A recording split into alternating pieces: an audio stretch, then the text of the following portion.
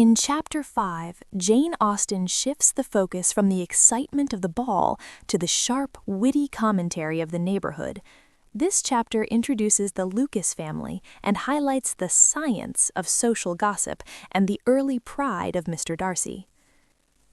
"I have been thinking it over again, Elizabeth," said her uncle as they drove from the town, "and really, upon serious consideration, I am much more inclined than I was to judge as your eldest sister does of the matter. It appears to me so very unlikely that any young man should form such a design against a girl who is by no means unprotected or friendless, and who was actually staying in his colonel's family, that I am strongly inclined to hope the best. Could he expect that her friends would not step forward? Could he expect to be noticed again by the regiment after such an affront to Colonel Forster? His temptation is not adequate to the risk." "Do you really think so?" cried Elizabeth, brightening up for a moment. "Upon my word," said Mrs. Gardiner, "I begin to be of your uncle's opinion. It is really too great a violation of decency, honor, and interest for him to be guilty of it. I cannot think so very ill of Wickham. Can you yourself, Lizzie, so wholly give him up as to believe him capable of it?" "Not perhaps of neglecting his own interest, but of every other neglect I can believe him capable, if indeed it should be so, but I dare not hope it. Why should they not go on to Scotland if that had been the case?" "In the first place," replied Mr. Gardiner, "there is no absolute proof that they are not gone to Scotland." "Oh, but their removing from the chaise into a hackney coach is such a presumption, and besides, no traces of them were to be found on the Barnet Road. Well then, supposing them to be in London, they may be there, though for the purpose of concealment, for no more exceptionable purpose. It is not likely that money should be very abundant on either side, and it might strike them that they could be more economically, though less expeditiously, married in London than in Scotland. But why all this secrecy? Why any fear of detection? Why must their marriage be private? Oh, no, this is not likely. His most particular friend, you see, by Jane's account, was persuaded of his never intending to marry her. Wickham will never marry a woman without some money. He cannot afford it. And what claims has Lydia? What attractions has she beyond youth, health, and good humor that could make him, for her sake, forego every chance of benefiting himself by marrying well? As to what restraint the apprehension of disgrace in the corps might throw on a dishonorable elopement with her, I am not able to judge, for I know nothing of the effects that such a step might produce. But as to your other objection, I am afraid it will hardly hold good. Lydia has no brothers to step forward, and he might imagine from my father's behavior, from his indolence and the little attention he has ever seen to give to what was going on in his family, that he would do as little and think as little about it as any father could do in such a matter. But can you think that Lydia is so lost to everything but love of him as to consent to live with him on any other terms than marriage?" "It does seem, and it is most shocking indeed," replied Elizabeth with tears in her eyes, "that a sister's sense of decency and virtue in such a point should admit of doubt. But really, I know not what to say.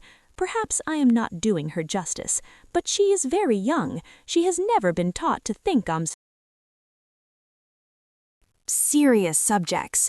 And for the last half-year, nay, for a 12-month, she has been given up to nothing but amusement and vanity. She has been allowed to dispose of her time in the most idle and frivolous manner, and to adopt any opinions that came in her way. Since the Shire were first quartered in Meryton, nothing but love, flirtation, and officers have been in her head.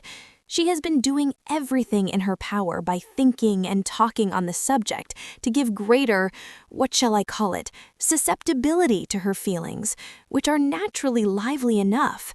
And we all know that Wickham has every charm of person and address that can captivate a woman. But you see that Jane, said her aunt, does not think so ill of Wickham as to believe him capable of the attempt. Of whom does Jane ever think ill, and who is there, whatever might be their former conduct, that she would believe capable of such an attempt till it were proved against them? But Jane knows as well as I do what Wickham really is. We both know that he has been profligate in every sense of the word, that he has neither integrity nor honor, that he is as false and deceitful as he is insinuating. And do you really know all this?" cried Mrs. Gardiner, whose curiosity as to the mode of her intelligence was all alive. "I do, indeed," replied Elizabeth, coloring. "I told you the other day of his infamous behavior to Mr. Darcy, and you yourself, when last at Longbourn, heard in what manner he spoke of the man who had behaved with such forbearance and liberality towards him. And there are other circumstances which I am not at liberty, which it is not worth while to relate, but his lies about the whole Pemberley family are endless. From what he said of Miss Darcy, I was thoroughly prepared to see a proud, reserved, disagreeable girl, yet he knew to the contrary himself. He must know that she was as amiable and unpretending as we have found her. But does Lydia know nothing of this? Can she be ignorant of what you and Jane seem so well to understand? Oh, yes, that is the worst of all. Till I was in Kent and saw so much both of Mr. Darcy and his relation, Colonel Fitzwilliam, I was ignorant of the truth myself. And when I returned home, the Shire was to leave Meryton in a week or fortnight's time. As that was the case, neither Jane, to whom I related the whole, nor I thought it necessary to make our knowledge public, for of what use could it apparently be to anyone that the good opinion which the whole neighbourhood had of him should then be overthrown? And even when it was settled that Lydia should go with Mrs. Forster, the necessity of opening her eyes to her character never occurred to me. That she could be in any danger from the deception never entered my head. That such a consequence as this should ensue, you may easily believe was far enough from my thoughts. When they all removed to Brighton, therefore, you had no reason, I suppose, to believe them fond of each other. Not the slightest. I can remember no symptom of affection on either side, and had anything of the kind been perceptible, you must be aware that ours is not a family on which it could be thrown away. When first he entered the corps, she was ready enough to admire him, but so we all were. Every girl in or near Meryton was out of her senses about him for the first 2 months, but he never distinguished her by any particular attention, and consequently, after a moderate period of extravagant and wild admiration, her fancy for him gave way, and others of the regiment who treated her with more distinction again became her favourites. It may be easily believed that however little of novelty could be added to their fears, hopes, and conjectures on this interesting subject by its repeated discussion, no other could detain them from it long, during the whole of the journey. From Elizabeth's thoughts it was never absent. Fixed there by the keenest of all anguish, self-reproach, she could find no interval of ease or forgetfulness. They traveled as expeditiously as possible, and sleeping one night on the road, reached Longbourn by dinner-time the next day. It was a comfort to Elizabeth to consider that Jane could not have been wearied by long expectations. The little Gardiners, attracted by the sight of a chaise, were standing on the steps of the house as they entered the paddock, and when the carriage drove up to the door, the joyful surprise that lit up their faces and displayed itself over their whole bodies in a variety of capers and frisks was the first pleasing earnest of their welcome. Elizabeth jumped out, and after giving each of them a hasty kiss, hurried into the vestibule, where Jane, who came running downstairs from her mother's apartment, immediately met her. Elizabeth, as she affectionately embraced her, whilst tears filled the eyes of both, lost no moment in asking whether anything had been heard of the fugitives. "Not yet, but now that my dear uncle is come, I hope everything will be well. Is my father in town?" "Yes, he went on Tuesday, as I wrote you word. And have you heard from him often?" "We have heard only once. He wrote me a few lines on Wednesday to say that he had arrived in safety and to give me his directions, which I particularly begged him to do. He merely added that he should not write again until he had something of importance to mention. And my mother, how is she? How are you all?" "My mother is tolerably well, I trust, though her spirits are greatly shaken. She is upstairs, and will have great satisfaction in seeing you all. She does not yet leave her dressing-room." Mary and Kitty, thank heaven, are quite well. "But you, how are you?" cried Elizabeth. "You look pale. How much you must have gone through." Her sister, however, assured her of her being perfectly well, and their conversation, which had been passing while Mr. and Mrs. Gardiner were engaged with their children, was now put an end to by the approach of the whole party. Jane ran to her uncle and aunt, and welcomed and thanked them both with alternate smiles and tears. When they were all in the drawing-room, the questions which Elizabeth had already asked were of course repeated by the others, and they soon found that Jane had no intelligence to give. The sanguine hope of good, however, which the benevolence of her heart suggested, had not yet deserted her. She still expected that it would all end well, and that every morning would bring some letter, either from Lydia or her father, to explain their proceedings, and perhaps announce the marriage. Mrs. Bennet, to whose apartment they all repaired after a few minutes' conversation together, received them exactly as might be expected, with tears and lamentations of regret, invectives against the villainous conduct of Wickham, and complaints of her own sufferings and ill usage, blaming everybody but the person to whose ill-judging indulgence the errors of her daughter must be principally owing. "If I had been able," said she, "to carry my point of going to Brighton with all my family, this would not have happened. But poor dear Lydia had nobody to take care of her. Why did the Forsters ever let her go out of their sight? I am sure there was some great neglect or other on their side, for she is not the kind of girl to do such a thing if she had been well looked after. I always thought they were very unfit to have the charge of her, but I was overruled, as I always am. Poor dear child! And now here's Mr. Bennet gone away, and I know he will fight Wickham wherever he meets him, and then he will be killed, and what is to become of us all? The Collinses will turn us out before he is cold in his grave, and if you are not kind to us, brother, I do not know what we shall do." They all exclaimed against such terrific ideas, and Mr. Gardiner, after general assurances of his affection for her and all her family, told her that he meant to be in London the very next day, and would assist Mr. Bennet in every endeavour for recovering Lydia. "Do not give way to useless alarm," added he. "Though it is right to be prepared for the worst, there is no occasion to look on it as certain. It is not quite a week since they left Brighton. In a few days more we may gain some news of them, and till we know that they are not married, and have no design of marrying, do not let us give the matter over as lost. As soon as I get to town, I shall go to my brother and make him come home with me to Gracechurch Street, and then we may consult together as to what is to be done." "Oh, my dear brother," replied Mrs. Bennet, "that is exactly what I could most wish for. And now do, when you get to town, find them out, wherever they may be, and if they are not married already, make them marry. And as for wedding clothes, do not let them wait for that, but tell Lydia she shall have as much money as she chooses to buy them after they are married. And above all things, keep Mr. Bennet from fighting.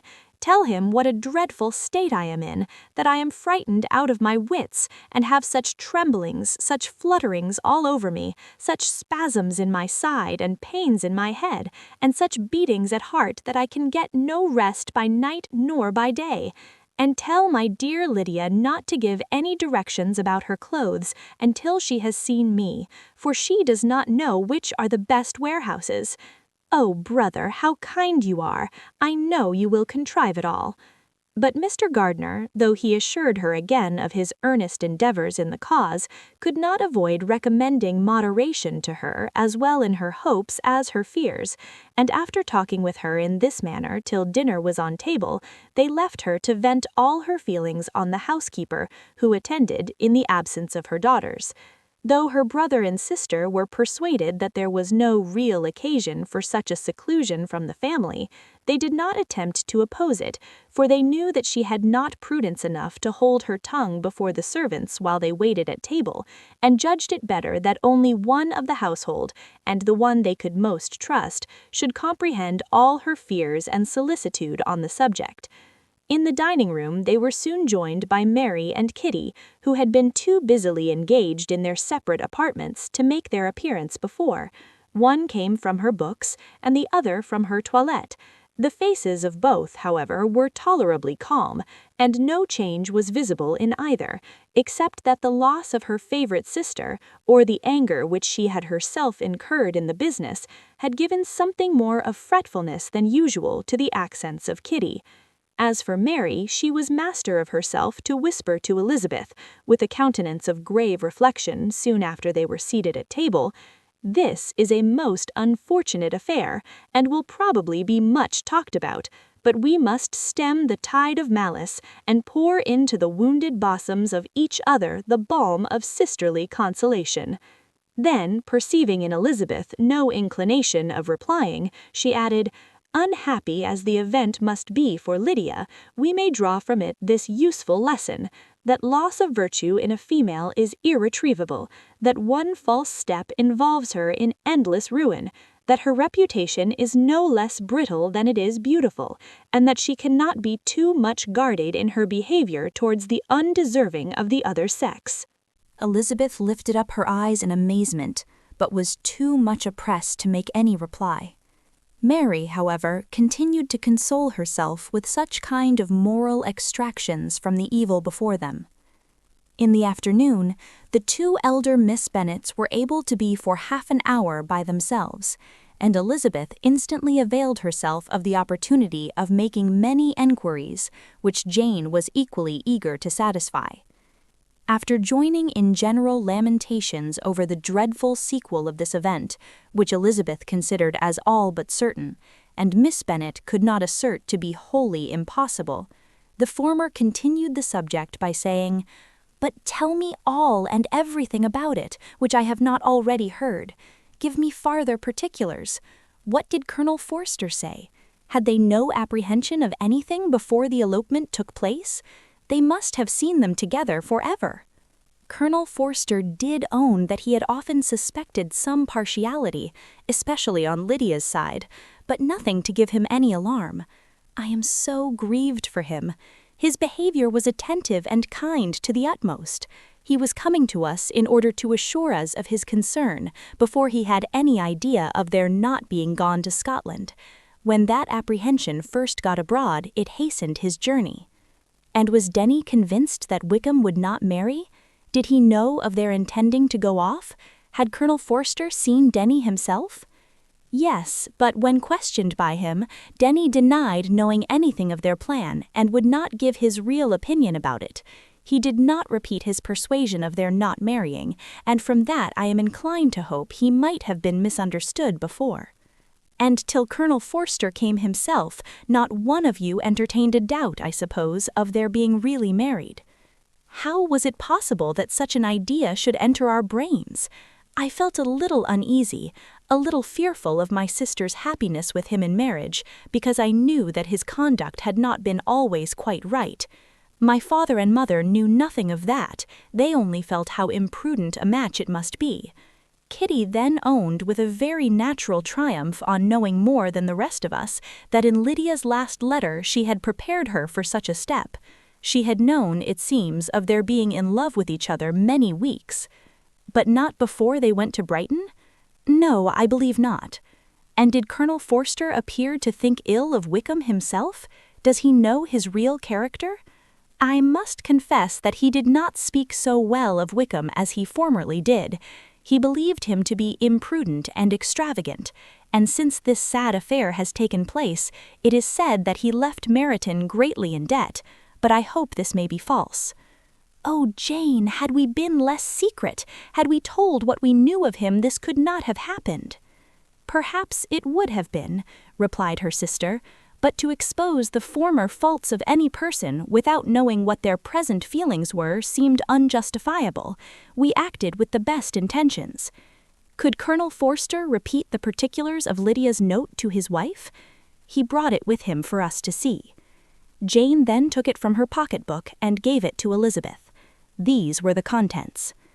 "My dear Harriet, you will laugh when you know where I am gone, and I cannot help laughing myself at your surprise tomorrow morning as soon as I am missed. I am going to Gretna Green, and if you cannot guess with who, I shall think you a simpleton, for there is but one man in the world I love, and he is an angel.